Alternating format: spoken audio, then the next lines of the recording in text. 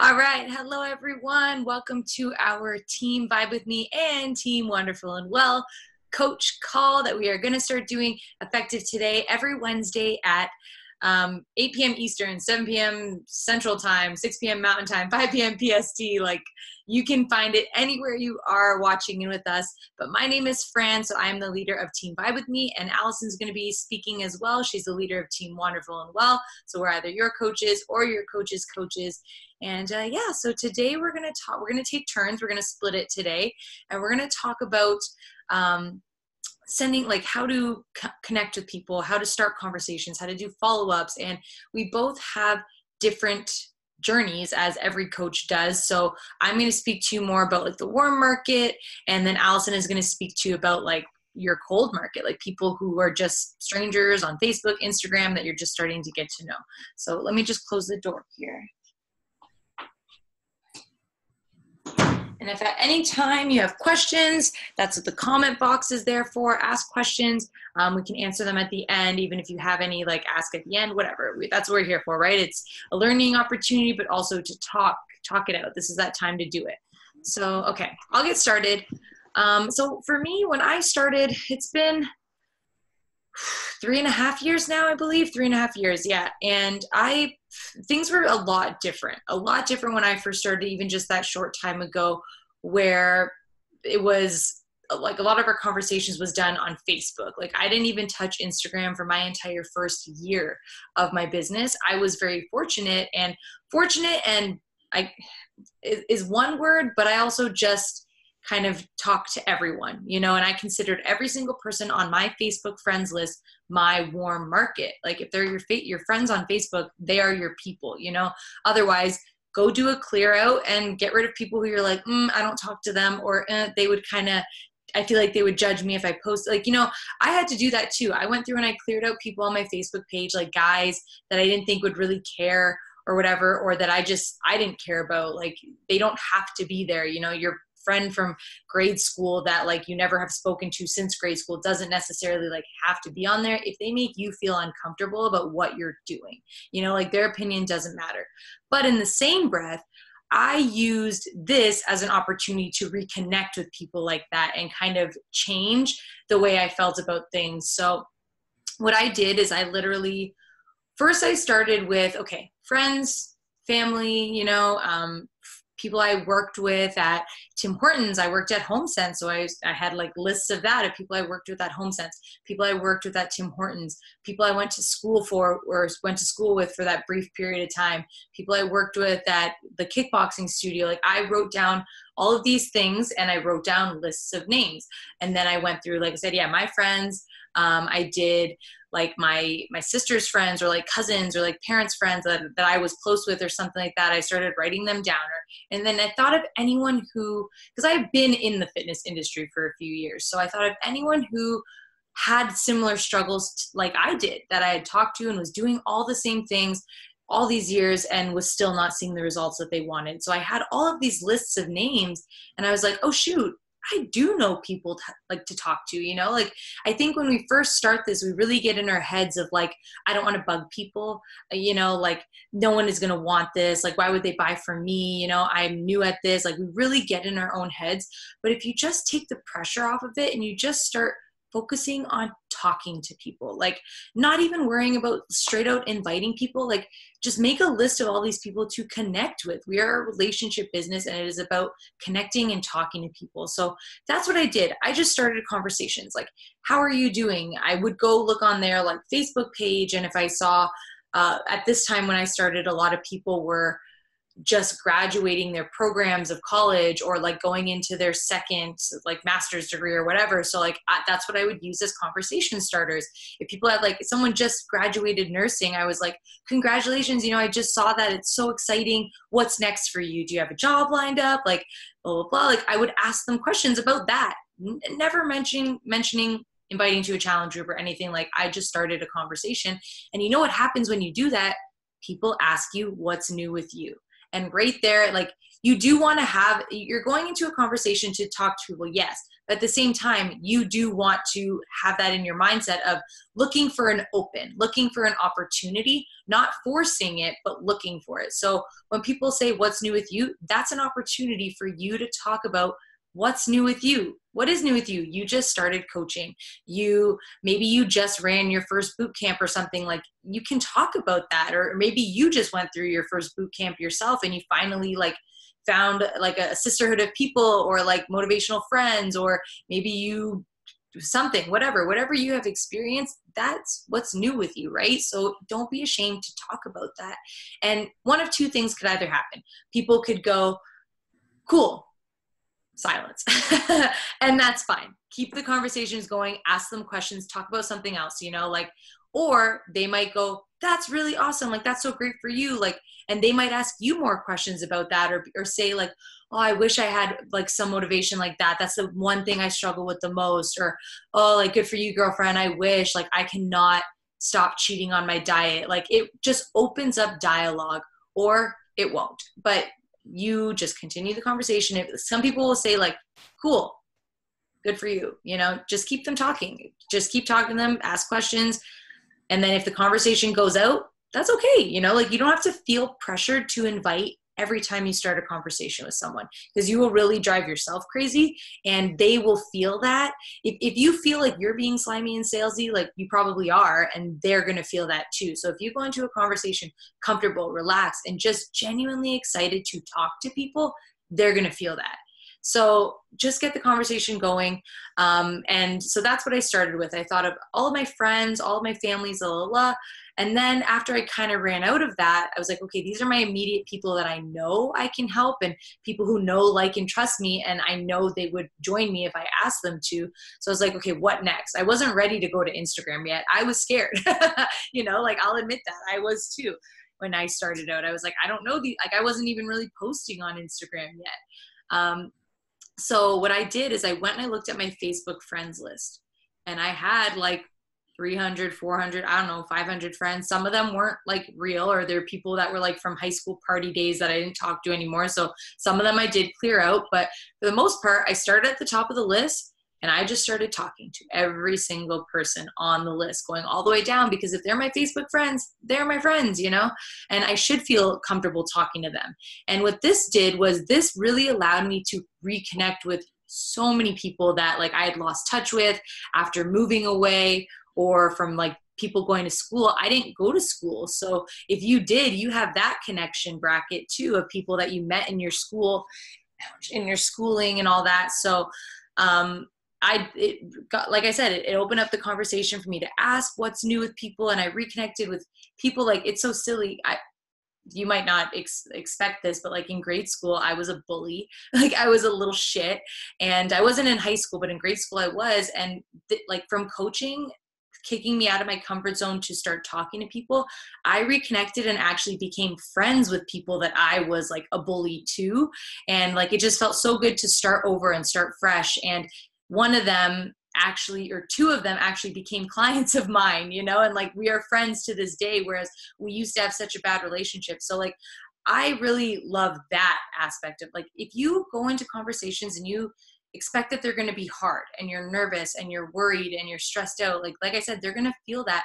But if you go into it and you're excited to just talk to people and reconnect, and like, especially, if it's people, if you're just excited to reconnect with them, then that's how it's going to come off. And like, that's how you build trust too, because now that you are a coach, you're going to have in your mind, like, people are going to be like, oh, she's probably messaging me to just invite me to this thing she's doing.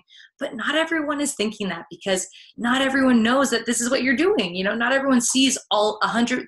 The only person who sees 100% of your posts is you. So don't always assume that people just know what you're doing, know that you're a coach and that you're going to invite them to a group, because they don't. They just believe that you are excited. You're just saying hello, and that's exactly what it is. So that's how I really connected with my warm market, is just by talking to people. You can use the memory jogger as well, which is a tool that's in the file section, and it helps you like figure that out. Like, okay, list these types of people, these types of people. And like, oh, it makes you see that you do know a lot of people.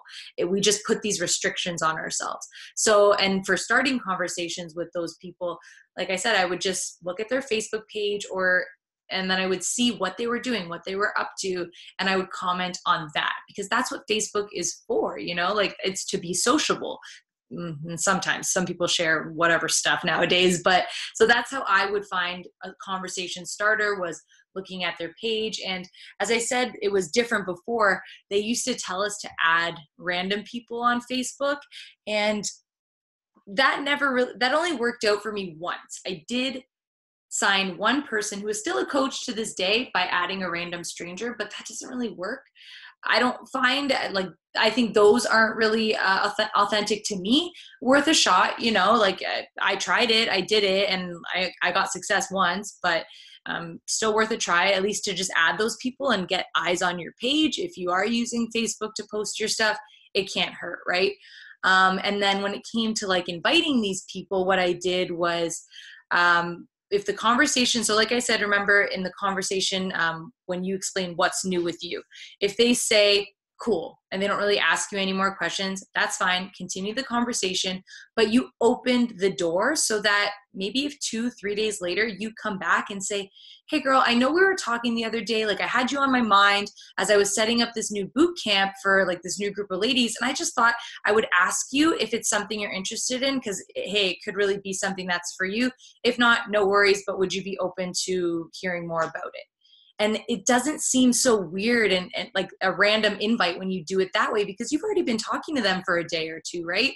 So that's like when they don't, like the conversation doesn't organically lead there, that's how I would invite. I would just come back 2 days later and send them an invite like that.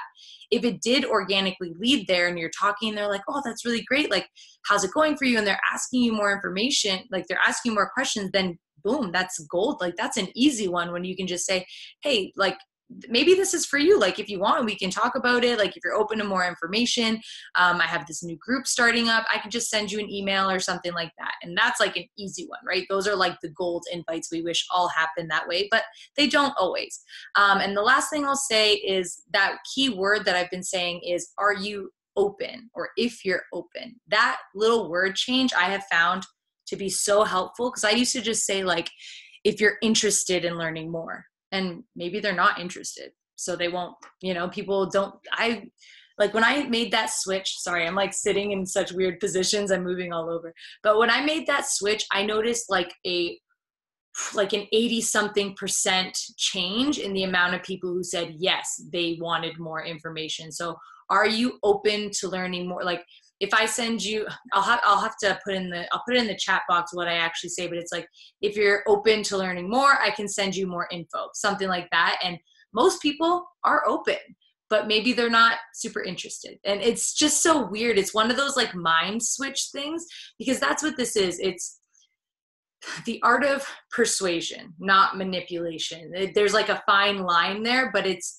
the way that you say things and the way it registers in people's brains, and like how you are keeping control of a conversation and leading it to an outcome that you want, like you're not forcefully doing it, but you're putting those little notes of like dropping information, dropping those little curiosity, right? And Allison's going to talk about curiosity marketing, I'm sure. And it's all the same thing, whether it's your warm market or your cold market. So that's pretty much how I did it. That's how I did it for my entire first year.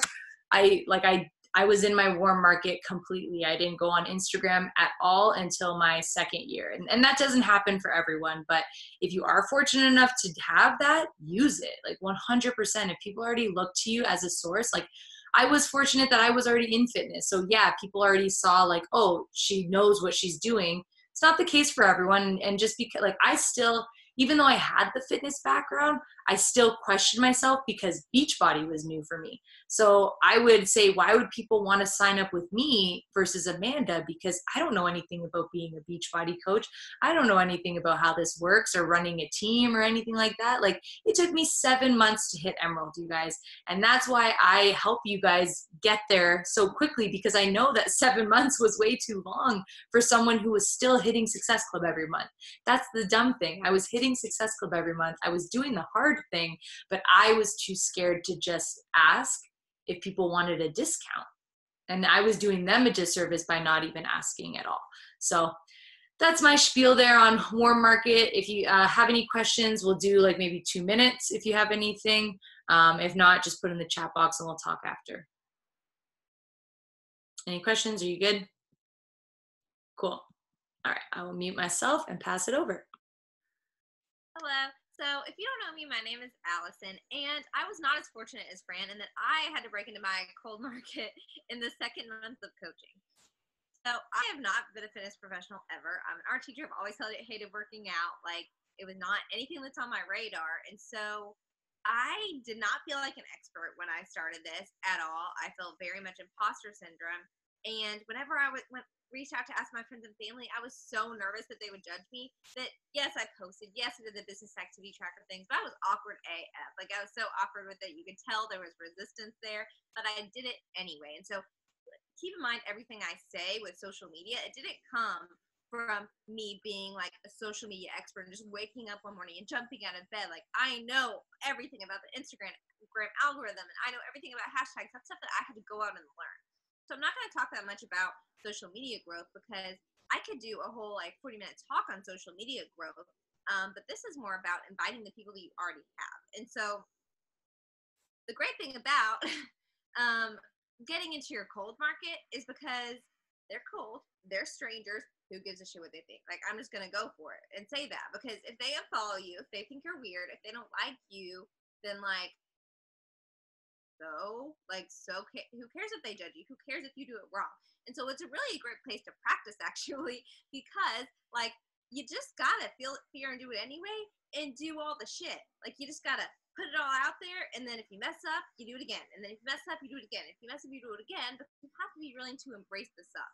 I tell my students that all the time. Like, you have to be willing to suck at something before you do good at it. You have not been a beach party coach for that long, probably, when you start this, and so it's not something that you're just gonna be good at like immediately necessarily. It takes a little bit of playing with wording. It takes a little bit of playing with talking to people for you to get good at it.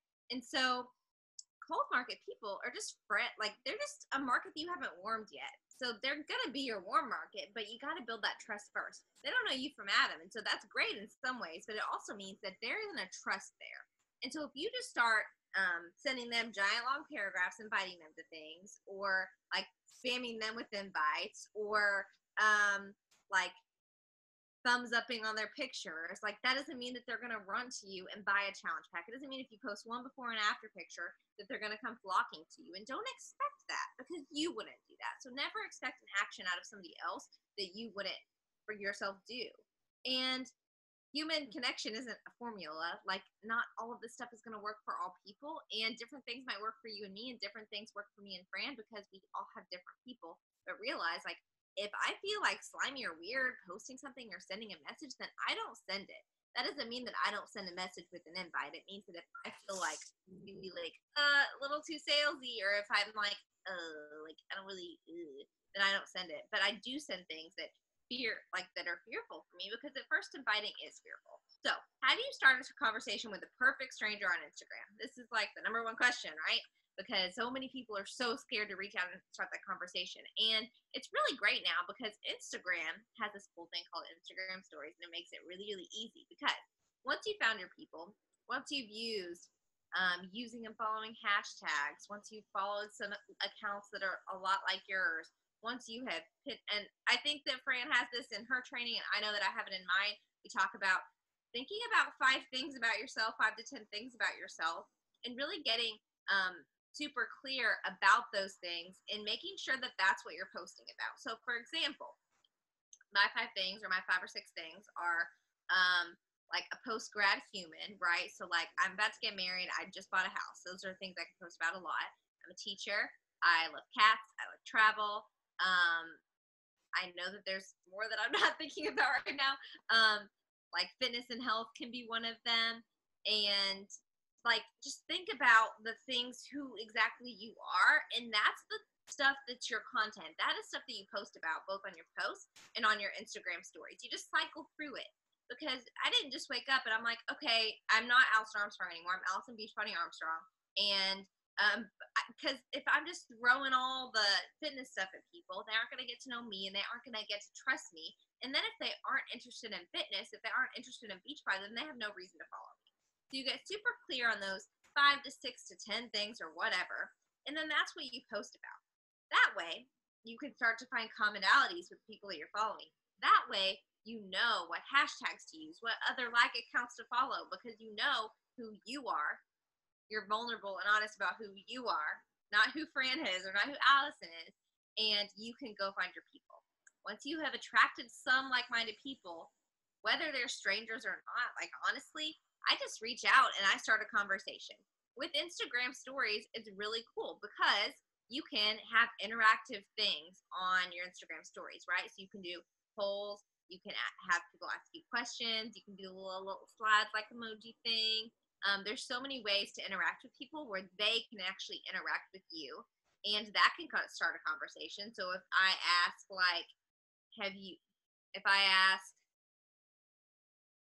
who is engaged in the area, and then somebody says yes, like who is an engaged person or somebody says yes, I can reach out and say, that's so cool. When are you getting married? What photographer are you using? And that's like how I can start a conversation. Also, the ways that I start a conversation is that I watch other people's stories. So I creep on other people a little bit and they're posting in their stories. And that is 100% okay because everybody does that anyway. And so while I'm creeping on people, I don't just click on somebody's post and say, cool, or say, beautiful. If I legitimately have something to ask, if I legitimately have something to say, then I post it. And so if somebody is eating something that looks really good, I ask, what is that? Where's the recipe? Where can I find the recipe? If somebody is wearing a shirt that I legitimately like, not that I fake like, I'll say, I really love your shirt. Where did you get it? If a teacher posted a resource that I really love and that would be really helpful for me to use in my classroom, I say, wow, where did you get that lesson plan? Or would you mind telling me a little bit more about that lesson? And that's just starting conversations with people based on our mutual interest. And I'm making friends. And yes, like maybe I'll invite them to Beachbody down the road. That's totally great. But there are people that I've met that I'm actually very good friends with on social media now that I have people, I've had somebody send me a bracelet. I mean, Fran, like we're strangers, right? I didn't know her. We started talking about Lululemon, not related to Beachbody. And like people have sent me bracelets and stuff. I bought a hat from some girl on Instagram. Like we support each other's art and we support each other's people because I just reached out and had a conversation on common interests. Now, a lot of those people have joined me. And so I've reached out to them, asked questions. That's a great way to start a conversation. If nobody ever reaches out to me, if I'm never able to reach out to them, because some people aren't very constant, like posters, right? Sometimes I will just look at their feed and I'll say, okay, Allison, what do I have in common with this person? Are they getting married soon? Are they from the South? Are they a teacher? Like, what do I have in common with them? Do they have a cat? And then and I don't know if this is how everybody does it. This is what works for me. I open the inbox and I say, hey, I just noticed we were following each other. Wanted to reach out and say, hi, I'm a teacher as well. Where are you from? Or I'm a teacher as well. What grade do you teach? Or I'm getting married too. When's your wedding? Or I don't say like what type of cat do you have, but like say you have a dog, like what's your dog's name? Or like I also own a husky. Like I don't know. It could be anything like that. Sometimes I even will say if it's generic and I can't think of something to start a conversation with, sometimes I will legitimately say, I noticed we were following each other. Thanks so much for your support. Means a ton. Where are you from? And they'll say Utah, and I'll say, oh, I went hiking in Utah last year. Totally amazing. Do you like to hike? And I just act like I'm talking to a human because there are other humans. If you were to open up your inbox and get a message from me, I don't want you to feel like I'm going to sell you something necessarily, even though they know I might. They might have a little inkling, but they don't, like, I am genuinely going to be caring about these people, so they're not going to think that for too long. Now, after I've started a conversation, sometimes it fizzles. Like that just happens. Sometimes it doesn't lead into Beachbody, just like Fran said. That's totally okay. Because what I do after that is I just let the conversation fizzle. I go about my day. I'm curiosity marketing on my stories. I'm posting my workouts. I'm doing the vital behaviors and I'm posting them and showing that I'm doing them. And I'm also posting about other things in my life, letting people interact with my life and letting people interact with me, right? If somebody is consistently watching my posts, especially about fitness, I might post like 3 fitness videos or I might post like 3 talking videos in a row. where I'm talking about how I'm eating or whatever. And if they are like looking at all that, if they're watching all my stories, they might be tapping through, I don't know, but like they have gone through like my 18 or so stories, they care what I'm doing. And that might mean that they could maybe care a little bit about what I'm doing. And so there are two ways that like I move forward. So I might reach out to them and say, "Hey, I noticed you've been watching my stories. Not sure if you're already working on health and fitness goals, but I know that you're a busy teacher." I kind of try to drag in previous conversations. So I know that you're a busy teacher. I'm doing this 20-minute boot camp that's starting next week. I would love to have you in on it if that sounds like something that would work for you, or would you be open to learning more info? Honestly, I change it up because I don't have a script, because what happens when you copy and paste to people, they don't feel like people anymore. They feel like you're selling to them. And so I definitely change it up whoever I'm talking to. I might have like a copy and paste and I change some things, but that way, like I'm able to reach back out with them. I've already had a conversation with them. It didn't have to be like a conversation about like when their parents got divorced when they were 5. It doesn't have to be super deep. We don't have to be best friends now, but we've started a conversation. We have some commonalities. We know we have things in common, and they can see themselves in me. That is the important trigger. So if you are you, right? Whether you're a teacher, a business person, or like you're a stay-at-home mom, or you have never worked out a day in your life, or you run, or you work out all the time, but you wanted to do home workouts to supplement the running, it doesn't really matter. What matters is that somebody can see your struggles and they can connect with them. So people know that I'm busy as hell because I'm always posting about my busy life.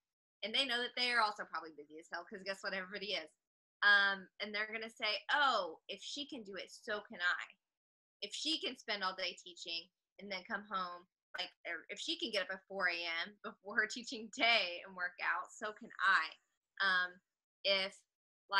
If that runner is getting better results from running, I mean, from these home workouts than they were running, then maybe this is a good thing for me.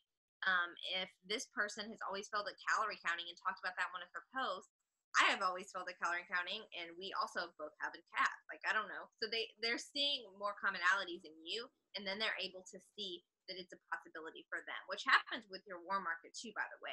The warm market isn't warming up to you quick enough. That's totally fine. They'll come back around. I have warm market people. I asked all those people the first month, and they were like, peace, no, I don't want your thing. And now they're all back. So a lot of them did join me later, because I was consistently showing up with those vital behaviors. I checked back in with them. When strangers say no, it's totally okay, because guess what? You're going to have a tracking system. And this is the same with Warm Market. Have some kind of tracking system. My cat is actually knocking down everything in my closet before my eyes. So have a tracking system. I don't care if it's paper. I don't care if it's a computer. I use Google Streak. And I set little reminders to check back in with people. So say blank had her ankle is hurt. She had surgery in 6 weeks. We've been talking about it because we talked about her fitness goals. A lot of the times when people tell me they have fitness goals, I'll say, that's great that you're trying to work on health fitness goals, like what's working for you and what's not. And then I'll cater kind of like talking about challenge packs to them. Sometimes it's like, oh, well, I really want to work on health fitness goals. There's usually a but, like a but excuse, but I'm really busy, but I have an injury, but I don't have money, but. So I can say, no problem, like this, blah, blah, blah. I can kind of cater it to that. But the point is, like, sorry, got sidetracked. But somebody's having surgery in 6 weeks. I even set an alarm sometimes to like go back and ask how their surgery went. I don't say, how's your surgery? Are you ready to exercise? I say, girl, I remember that you were having surgery. Just want to check in on you. Or sometimes, like, this is maybe weird to you guys, but like if I see somebody's pregnant and we're talking about their pregnancy, like happy day, I might set a reminder for myself like a month after they're pregnant, or like 2 weeks after whenever they say they're due. And I'm like, I'm going to go tell that girl how cute her baby is, because it's probably going to be cute anyway. And that's going to give me another reason to talk to her. I don't care if it's weird, but it gets results, because guess what? People need to know that you care about them, and you have to build that trust.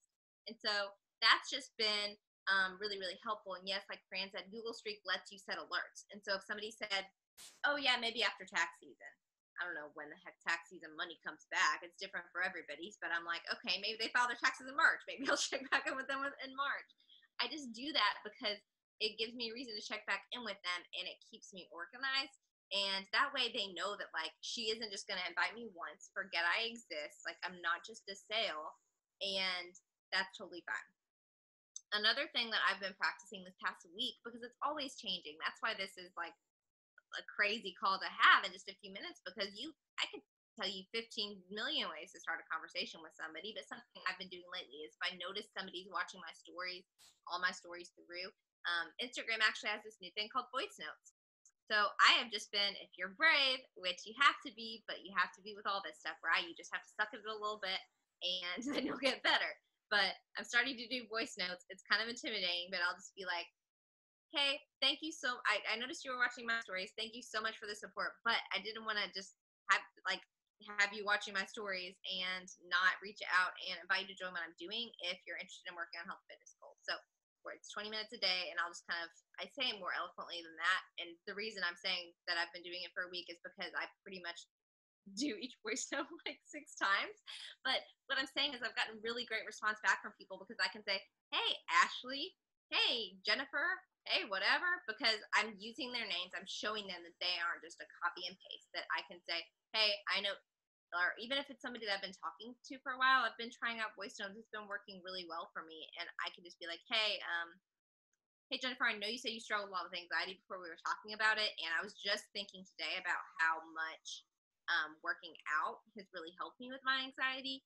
And so I'm starting a boot camp in a couple weeks. If you don't have something that's working for you, I think it would be really beneficial. It's only 20 minutes a day. Would you be open to learning more about it?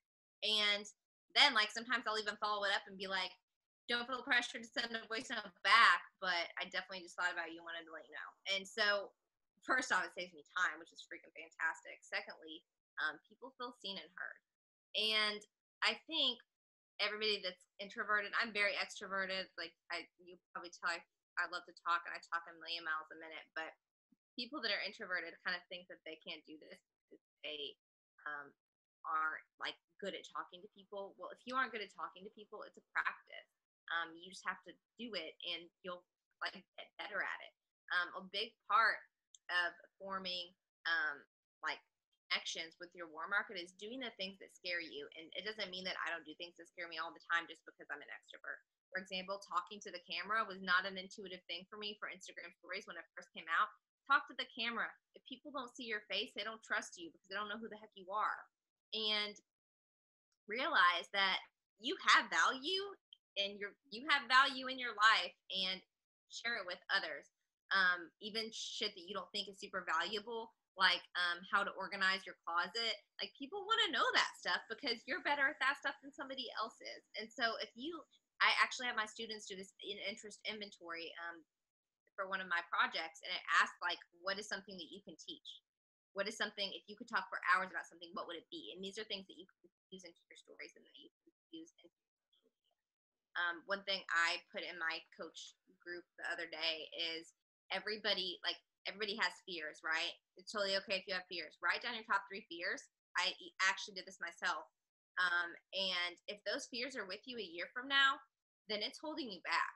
Like, it's holding you back in coaching, and it's holding you back in life. And so I look back at my top 3 fears a year ago in coaching, and one of them was not being able to lead a team. Like, that means talking on team calls and everything. One of them was fear of judgment. I got over it. You can get over it too. And one of them is like imposter syndrome. Like, I didn't think that anybody would follow me, and I didn't think that I could help anybody with health and fitness. And I've helped 3 people lose over 50 pounds. And so if those fears are holding you back, this is the last thing I'm going to say. You need to go out and find a book. You need to go out and find a podcast. And you need to take accountability, because they are not just holding you back in this business. They're holding you back in your life. And so I've been doing a bunch of Brene Brown's books, because they talk to my perfectionism and my like fear of vulnerability perfectly. And Get Over Your Damn Self is amazing, and You Are a Badass is amazing. And if you ask one of us, I bet we can give you a list of 15 books. But don't sit in your shame, and don't sit in your uncomfortableness. Like, you have to be willing to be uncomfortable in this business and in life, or else you're never going to grow, right? I'm done. Does anybody have any questions? Good.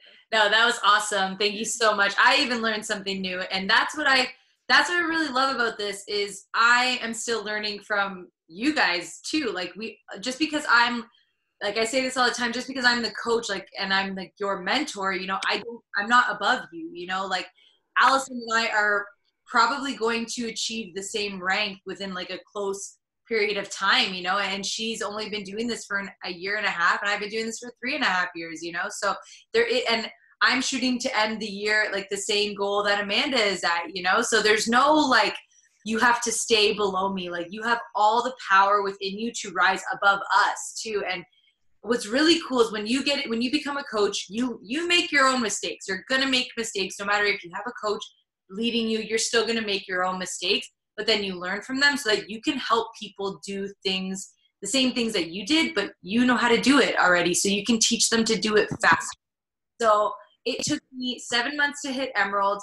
It took me a year to hit diamond. Allison, I think you hit emerald your first month. And then I think diamond was less than a year. Yeah, it was. I hit diamond in March, so it would have been like 6 months, but I wasn't like steady with it until a year. So like it was ebbs and flows. Exactly. And I even had one of our girls do a 6-week push group, and she hit diamond in 6 weeks. So it is possible, totally. And I am creating a diamond within my mom. So I know, like, it's possible to do that again. You know, Allison is creating a diamond within her mom and her fiance. So it is possible to, like, once you get to diamond, to do it again. And that's the goal. Because once you open that, like, getting down the line, like another business center, like, you're just going diamond over and over again. And once diamond, going emerald over and over again. So just set your sight on a goal. Know that it's going to take time. Know that it's going to, like, it's going to take effort, and it might be a little bit scary, but you grow through what you go through, and you gain more confidence every time you step off the ledge to do something scary, and you're like, I didn't die? Cool. Like, you know, and it's exciting, and you're like, I want to try more things, right? So this was really awesome. Oh, let's take a group photo. The recording will be posted in the group, in both of our groups. If you have any questions, definitely ask them below at any time, all right? So cheers. Jesus. All right, perfect. Thank you so much for jumping on, and I'll talk to you guys later. Have a good one. Bye.